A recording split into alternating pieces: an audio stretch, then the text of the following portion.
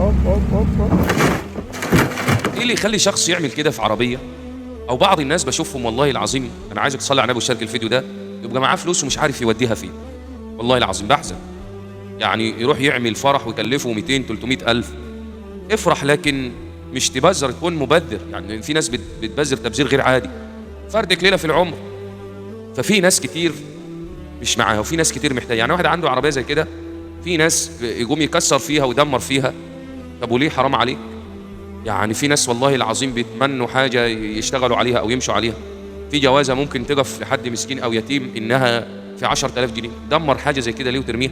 حاجه انت مش مستغني عنها وربنا من عليك بالمال. اصل المال ده مالي، نعم مالك، لكن ربنا اللي من عليك بيه. في ناس تانية محتاجه، ممكن تديهم جزء تبيعها او حاجه انت مستغني عنها، ما ترميهاش، ما تكسرهاش. فخلي بالك، ومن يتق الله يجعل له مخرجا ويرزقه من حيث لا يحتسب. اتق الله عشان ربنا يبارك لك في مالك وصحتك واولادك، وانفق مما اتاك الله. ومش هنقول غير في نهايه الفيديو صلى على النبي وشاركوا لعل احد السبب.